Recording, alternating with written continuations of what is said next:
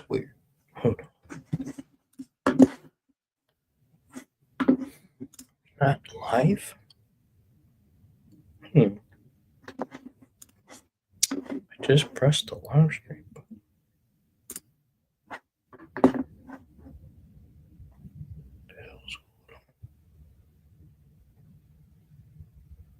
There we go. What is good, YouTube? This is your boy Aaron, and I am back yet again for another live stream. Now, we didn't have one yesterday. I was at a basketball game, but I'm here today. Brian, he's off. He's doing something right now, so it'll just be me reacting to Week 15. Me and Brian will be back on Saturday, so just look forward to that. But for today, you got me. It's just me, but hey, I'll try to be as entertaining as possible, and I'll give you guys my honest opinion on certain stuff and analysis as well. So let's get started. NFL Week 15. I am excited to talk about this because a lot of stuff happened. Lions and Bills, that was the big one. Eagles, Steelers, but we're going to get to that right now. Let's start off with the Lions versus Bills. Two juggernauts, two of the best teams in the NFL. AFC, NFC clashing against one another. The Bills, they were able to win this game. They were the healthier team too. The Lions, they are in a bad position right now because just the amount of injuries, right? Against the Packers, I thought, well, a lot of the guys that are out are not really starters. They still have majority of the starters on defense still playing, but now it's getting pretty bad. McNeil went out and Carlton Davis went out. Those are two of their starters. Starting corner and their star defensive tackle are now out for the season. Aiden Hutchinson, we already know he's been out for a minute. They brought in Zadarius Smith for that reason, but now they're missing like key players on that defense, and it really hurt them against the Buffalo Bills because Josh Allen and company, they were just dominant. They were unstoppable in that game. They scored. How many points they scored in this game? They scored 48 points. They lost to the Rams scoring over 40. But now it's like, all right, let's turn around, and this time we got to win this game. And that's what they did.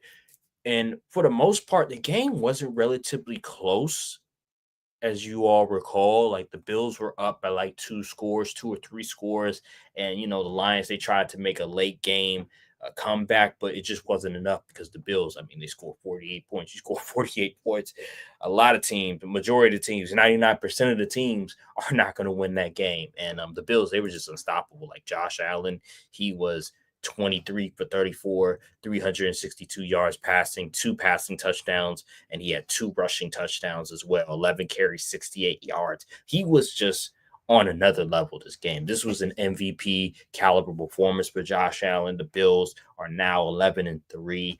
Even James Cook, he ran the ball effectively. 14 carries, 105 yards, and 2 rushing touchdowns. You had Keon Coleman was making some great plays. He had 1 reception, but it was a key reception. 64 yards on 1 reception. Ty Johnson was out there doing some amazing things. Dalton Kincaid came back and was effective. Dalton Knox, and you had Khalil Shakir. You have all these different pieces that Josh Allen can go to that was very effective for them in that game. While with the Lions, on the other hand, I also forgot to mention that they lost David Montgomery, like one of their starting running back. You have Sonic and Knuckles. Now you don't even have Knuckles. You have to rely on Jahmyr Gibbs. The Detroit Lions have just been hit with the injury bug, and at the worst time of the season, because we're at Week 15. This is the time where you're gearing up for the playoffs. They're trying to keep the number 1 seed, keep home field advantage. Well, without your key players that you're missing, it's going to be very hard for them to have home field advantage throughout the playoffs. And guess what? They are tied in the loss column with the Eagles and the Vikings. We have 3 teams that are 12-2 right now. It is that close. Their margin of error is small because you have those other 2 teams that are competing for the number 1 spot and for home field advantage. So now they are really in a tough predicament. And they have the Vikings later in the season. I believe it may be the last game of the season they have the Vikings. Either or, they're eventually going to have to play the Vikings. And the Vikings, they're healthy. Yeah, they lost Christian Darrisaw, but they're healthier than the Lions, and they've been playing absolutely amazing. That last game they played, what was it, against the who they play? They played the Bears. The Bears. They were fantastic. Like the defense was making Caleb Williams see ghosts out there for whatever reason. But man, the Lions are just in a tough spot. And I have to say this. I think the Eagles are the best team in the NFC right now. Because of the Lions' injuries and because of the fact that their defense is just not what it once was, you have to give the edge to the Eagles at this moment. And maybe the Vikings and the Packers. I thought that the Packers should have won the previous week if they would have done like I told Matt LaFleur to do, which is establish the run early and limit the turnovers. If Christian Watson didn't fumble the ball and Matt LaFleur established the run more earlier, then they probably would have won the game. But the Bills, what they did was they're like, oh, we see a lot of the weaknesses from that Packers game, and we're just going to make sure that we don't make the same mistakes. And that's what they did. They utilized the running game a lot more, and they made sure that they didn't commit any turnovers, key turnovers, excuse me. And that's what they did. They were very disciplined per se. You know, the Packers, they're a lot younger. They're going to be a lot more undisciplined, but the Bills, they were very disciplined. They took advantage of every opportunity. They made sure that the Detroit Lions weren't going to come back in the game.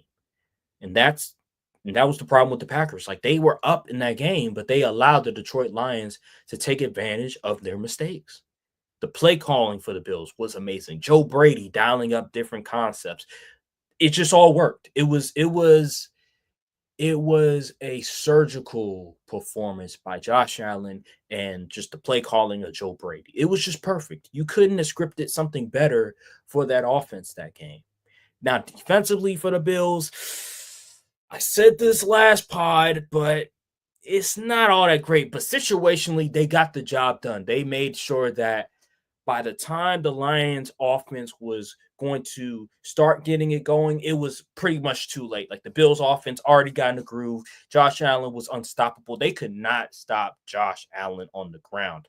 When he was scrambling, the Lions just didn't know how to defend it at all.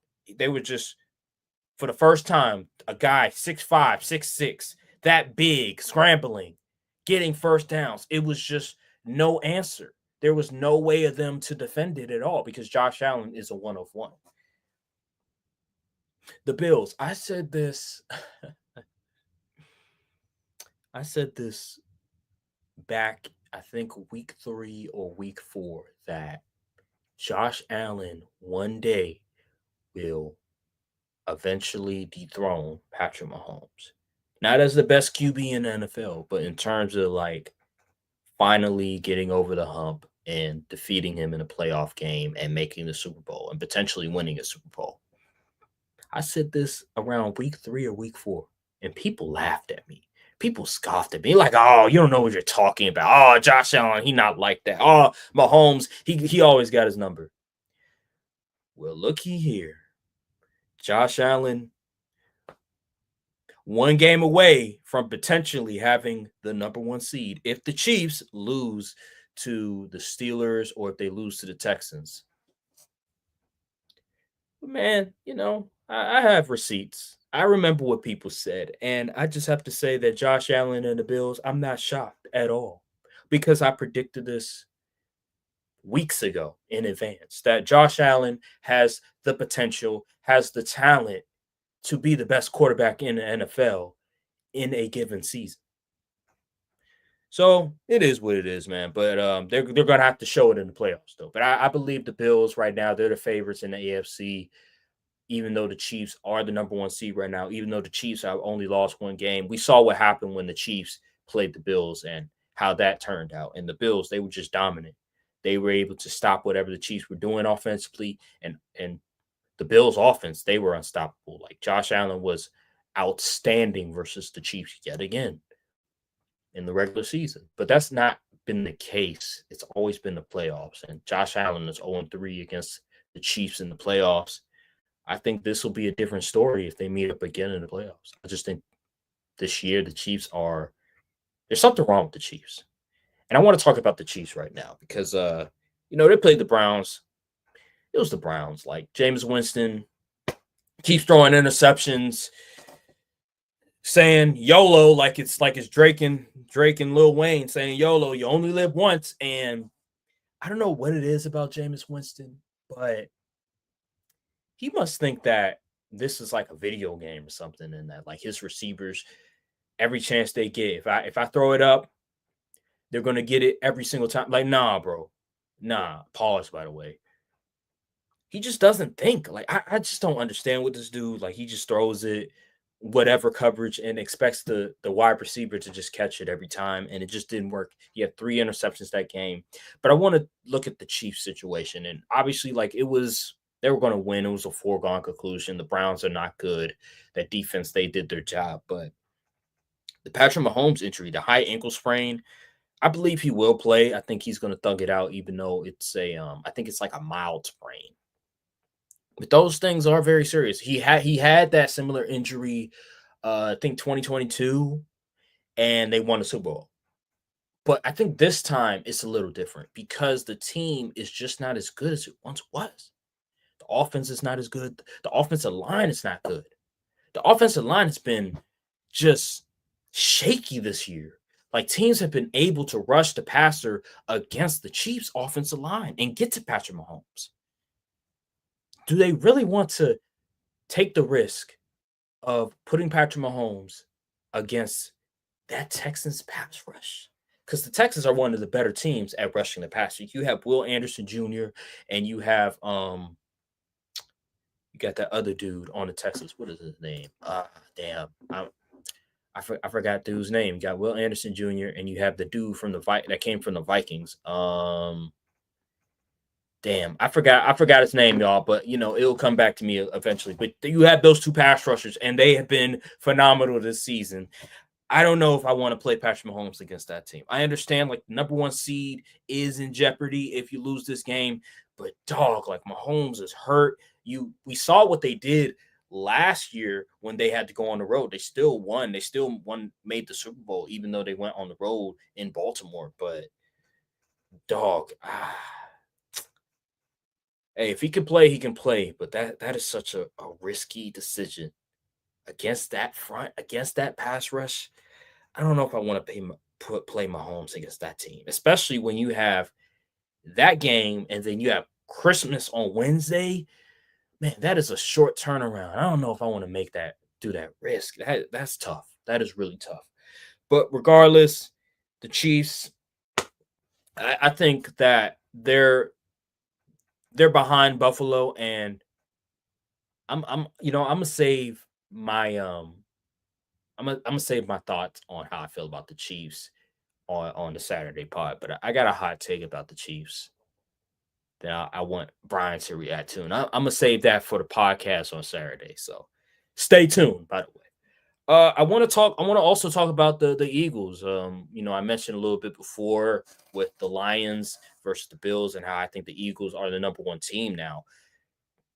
All that chatter about dysfunction with the players and the coaches. Well, I think they only have 2 losses, so and they're number 2 seed right now. They're leading the division in the NFC East.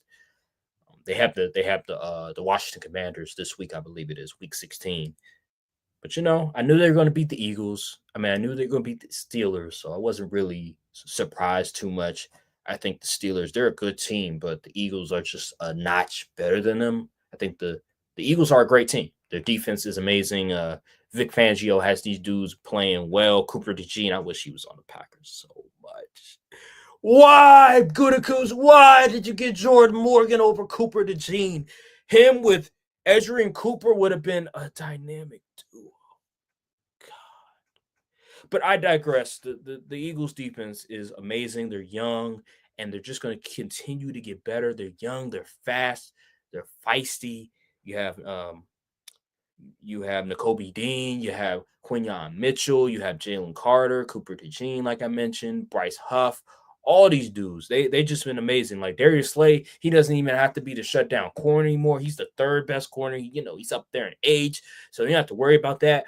The whole thing with James Bradbury, you don't have to worry about his trash ass anymore. Like he could just stay on the sideline and be a choir boy, be a water boy if that helps.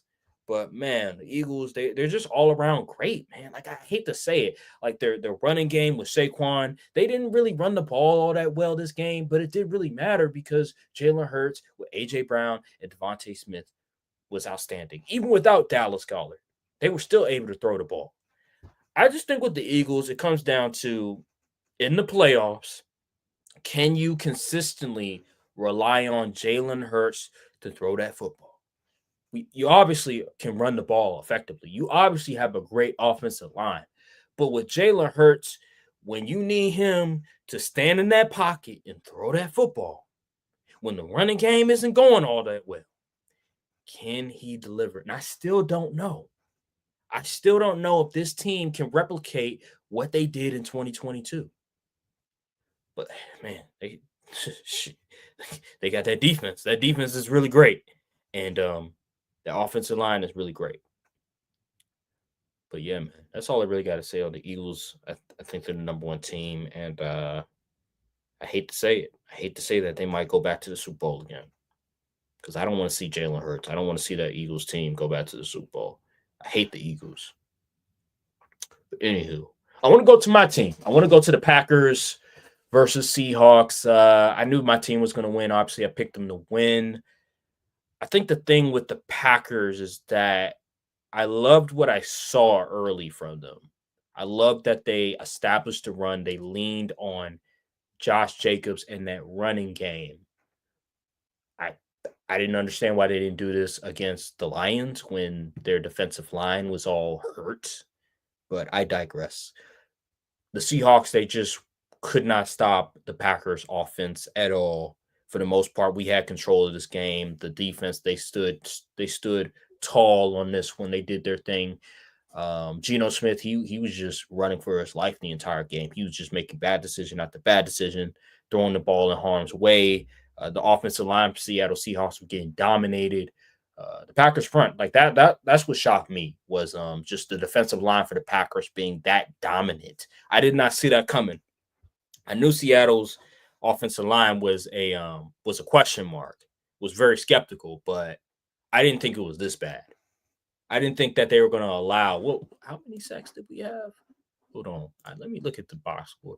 How many sacks did we have? We had. Hold on. If I can find it real quick. Defense sacks. We had 7 sacks. Good God. The Seahawks gave up 7 sacks against this front. Yeah, it ain't looking too good. And Geno Smith, he went out with an injury. Hopefully he's okay. And Sam Howell, I ain't gonna hold you. That was one of the worst quarterback performances I ever seen. Like Sam Howell looked lost out there. I was just sitting there. I was like, I don't even think he's a backup QB in the NFL. I think he's a third string practice squad quarterback. That's how bad he looked against us. I'm like, yo, I know Jeff Hafley has improved the defense tremendously, but not to this degree. He was holding the ball too long. He was throwing the ball just all over the place that wasn't even supposed to be there. It was just off. I'm like, yo, this is a backup quarterback. Like the Commanders traded him for a 3rd round pick. They fleeced the Seahawks because how the hell was he able to start for the Commanders?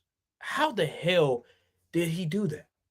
Because he was god awful for the Seahawks against us. But man, I really liked how Adrian Cooper played. He won Defensive Player of the Week again as a rookie. Tremendous. That was an amazing pick for us. Adrian Cooper, he's going to be a future star for us, man. Like, I can't wait to see more of him. I can't wait to see him improve in the NFL for us because that dude is something special. Like he is a legit future star at that linebacker position. But yeah, man, like Josh Jacobs, he ran the ball effectively. Like I said, Jordan Love. I want to talk about Jordan Love. I really like how Jordan Love has been playing these past 4 weeks. His decision making has been a lot better. He's been a lot more accurate. I didn't like the throw that he made towards the red zone where he missed. I believe it may have been either Romeo Dobbs or Christian Watson, and we had to settle for a field goal instead of a touchdown. But all in all, besides that, I was very impressed with just Jordan Love and how he's been playing. It seems like they are making an effort to try to limit the amount of passing attempts, lean more into that running game, be more of a balanced team rather than just a passing team. And I like that because I think with Jordan Love, the problem that he has had is when you put too much on his shoulders, it ends up being a predicament where he'll throw a pick or two. You want to limit the turnovers with Jordan Love, and you want to feel like he doesn't have to put on the Superman cape. With Josh Jacobs, with the signing of Josh Jacobs, this has really helped Jordan Love not have to be too aggressive with the ball. Like he can be more conservative at time. He can be more of a game manager at certain points of the game. And because of that, we've won a lot. He has limited the turnovers. Let me look at his stats right now. Let me look at his stats for the season if I can find it right now. So he has, let's see here. What does it say? Regular season stats: 23 touchdowns and 11 interceptions. Now he missed, I think it was either may have been 3 games this season. I Those are solid stats. Those are really solid stats. But yeah, man, this team they look really good. I just don't think they're good enough to compete with the Eagles because the Eagles just the running game is too good and that defense is just outstanding. We played them week 1 and it was a close game, but that that's not the same Eagles team that they are right now. Like that Eagles team was completely different than what they are now. Like this team is a complete football team. The decision making by Jalen Hurts, although he's more of a game manager, he's making a lot more decisions. The coaching, it seems like they're finally getting to the players. The players are playing a lot better. Cooper DeJean, he wasn't even playing that game. So now you have to worry about that dude. I just don't think that the Packers can compete with the Eagles. I do believe with the Lions injuries that now the Packers have a legitimate case of beating the Lions. And I believe they can beat the Vikings, although the Vikings are, man, the way that they've been looking with Sam Darnold and with that defense, I do think it's going to be a tough out to try to beat the Vikings as well. But I believe the Packers, they can beat the Vikings. They can beat the Lions. But the Eagles, you're going to have to play a complete game against that team. Like, seriously. The only way I could see them beating the Eagles is if you eliminate the running game for the Eagles and force Jalen Hurts to throw the football. And he throws like 2 picks or something like that, or he fumbles the ball, does something crazy that costs the team the game. That's the only way I could see the Packers beating the Eagles in the playoffs if they eliminate the running game. Like Saquon doesn't have any effect on the game at all, and Jalen Hurts is forced to beat them. That's the only way I could see that happening. I just don't see that happening because the Eagles' offensive line is just too good. And the pass rush for the Packers, I don't care that they were dominant against the Seahawks. When they go up against a real offensive line, they get pushed around. The Lions, the the Eagles, week 1. All these teams that have great offensive line, the Vikings, remember when they had Christian Darrisaw, they just get pushed around. They get dominated. And I don't believe that they can replicate that performance against the Vikings or against the Eagles or against the Lions for that matter. And they're all in the NFC. I just don't see that happening right now. So if I have to rank the Packers, I'll probably rank them third, maybe like in a tie with the Vikings in terms of like the best teams in the NFC. But I like what I saw against the Seahawks. I just think that they need to clean up some mistakes because in the playoffs, the margin of error is so small. Like teams, you make one mistake and it'll cost you the game. All right. Let's see what other games we have. What other games do we have that happened? Um let's see here. Buccaneers and Chargers. This game I was completely wrong about. I thought the Chargers were going to win this game. I thought it was going to be a competitive game.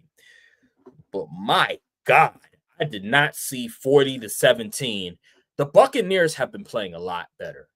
The offense has been getting on a groove. Bucky Irvin being inserted. I think he's in the starting lineup now, and them giving him more touches. They are a more balanced football team than ever before. They don't have to solely rely on Mike Evans and Cade Otton as their two pass catchers. Like now, they're relying on Rashad White. They're relying on Bucky Irvin, and it's really opened up their offense a lot. And this team is they just have a high-powered offense, dude. Like to score 40 on that Chargers defense, Baker Mayfield has been sensational. Baker Mayfield is having an underrated year. Like nobody's really talking about Baker Mayfield. Yeah, he turns the ball over a lot, but at the end of the day, I mean, 32 touchdowns on 14 interceptions. I know 14 interceptions, you don't want to throw that many interceptions. But dog, 32 touchdowns and with how many passing yards does he have? The dude has bro, he is at 70% completion percentage and 3,600 yards passing. This dude is having an amazing season, dog. But yeah, Mike Evans, like when it comes to that 1,000-yard streak, he's like, hey, I'm getting that 1,000 yards. I'm keeping that streak alive because, dude, this makes no sense.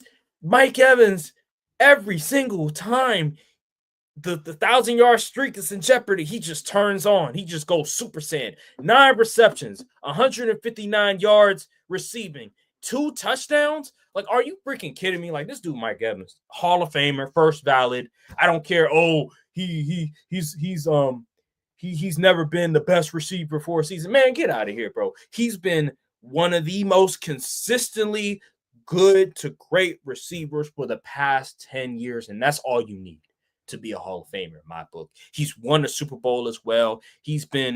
I think he's been an All-Pro. He's been in the Pro Bowl damn near every single year. Mike Evans is an amazing receiver, dude, and he deserves Hall of Fame consideration. And Baker Mayfield has just been throwing the ball very effectively. I'll say this. Don't sleep on the Buccaneers. I know they're in the NFC South, but as we saw last season in the playoffs, they won. They beat the Eagles in the first round, and they were in a nail biter versus the Detroit Lions. Don't sleep on the Buccaneers. That offense is amazing. Baker Mayfield, he will throw a pick or two, but that offense is just dynamic and it's unstoppable. I believe they're going to run away with the division, even though the Falcons they're right there. I mean, they're a game behind, but the way I'm seeing the Buccaneers, it just seems like they're going to win the division. But we'll see. We'll see about that. The Chargers, on the other hand, I don't know what to say about the Chargers really much. I mean, 40 giving up 40 points and only scoring 17 versus the Tampa Bay Buccaneers. That Thursday night football game is massive against the Broncos. I will be watching. That is a huge game. I love this time of year so much. I really do. But yeah, man, the Chargers, it's looking very dull right now for them. Justin Herbert was 21 for 33, 195 yards pass, with the interception. The running game, they weren't able to get it going with Gus Edwards. It was just a bad performance for them against a bad Bucs defense. They're going to really need this win against the Broncos. I can't wait for that. All right. Let's see. What other game we got on the dock that I want to talk about? Let's see here. I think that's all I really want to talk about. All the other games I really don't care too much about. So yeah, I mean, Commanders, they narrowly beat the Saints. That was looking very dicey right now. But yeah, I think that's all the games I really want to talk about right now. Yeah. I want to talk about Michael Penix. I want to talk about the Falcons finally listening to my opinion. Finally listening to my advice. Bench Kirk Cousins from Michael Penix Jr. It's about time. Give some juice to this offense. Kirk Cousins is washed. He's not even fourth Cousins anymore. He is washed Cousins. It's about damn time they finally give Michael Penix a go. I understand they're paying Kirk Cousins all this money. They have invested a lot of resources in Kirk Cousins, but you drafted Michael Penix number 8 overall for a reason because you believe he's going to be a future superstar in this league. It's about time. Like the schedule is looking very favorable for them. So I feel confident that Michael Penix he'll play well for the Falcons. They're 7-7 right now. They're close to winning the division. You have to do something because Kirk Cousins has been god awful. I think he has like 1 touchdown and like 8 turnovers in the past like month. So you have to do something. You have to change something up because the fact that you nearly lost to the Raiders, you only scored 15 points against the Raiders. That's not winning formula. Like you have to do something about it, and I'm glad they finally changed something up. I'm looking at their schedule right now, and they have the Giants, Commanders, and the Panthers. So that's not the worst schedule. Like that's not a bad schedule. Like that's a pretty light schedule, and they could win all those games. So you have to change things up because Kirk Cousins, he's not going to win those games for you.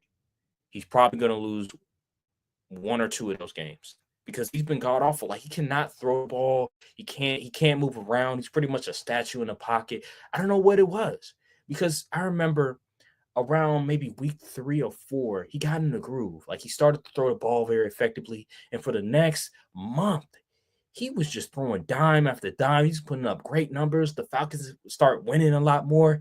And then he just fell off a cliff. And he's starting to look like a washed quarterback version of himself.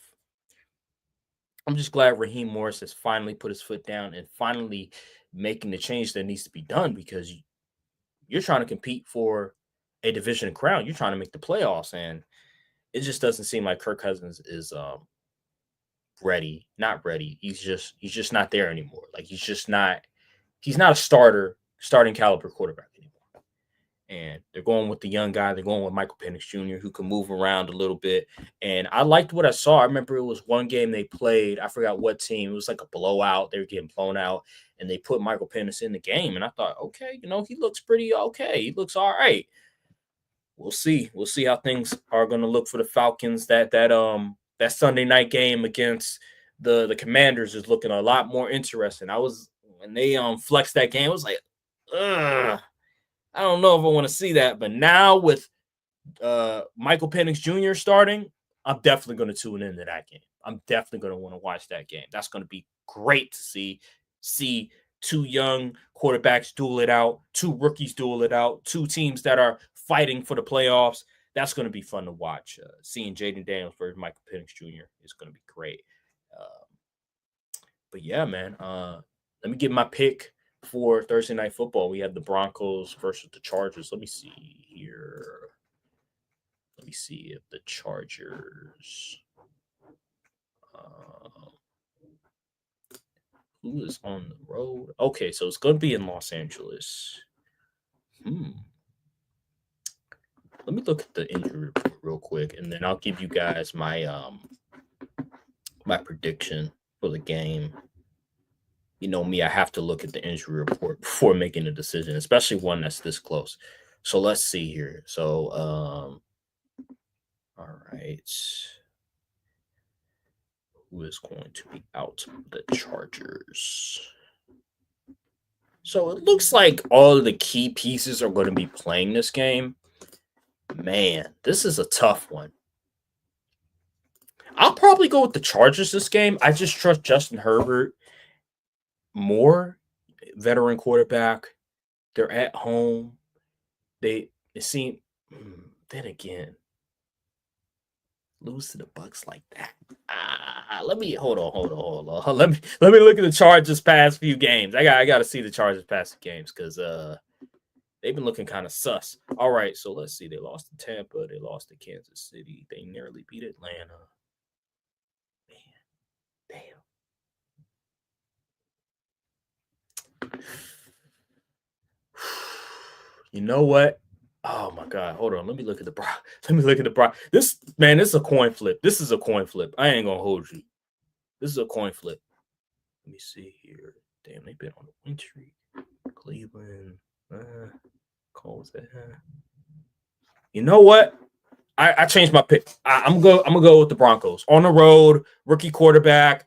I don't care. I know it's division rival, but the way the Chargers have been looking offensively, and then their defense just getting dialed up like that against the Buccaneers. I know Justin Herbert is the quarterback. I know Jim Harbaugh is the head coach, but I just feel like the Chargers are going downhill while the Broncos are going up. Like the stock is going up for the Broncos, and then the Chargers stock is going down. I like the Broncos this game. They've been playing a lot better. Even though Bo Nix threw 3 interceptions, they still won convincingly against the Indianapolis Colts. So I like the Broncos this game. I think I just think offensively and defensively, they're just a better overall team in my opinion. Even on the road, I like Sean Payton as a head coach. I think he's a really, really good head coach, and I think they have a good enough quarterback that can get them to win. So I'm going to choose the Broncos on this one. All right, guys. Thank you guys for watching the live stream again. Short little live stream, but hopefully you enjoyed this. And I'll see you all on Saturday's podcast episode. And also just stay tuned for other videos as well. And yeah, man, thank you guys all for watching the live stream. Peace.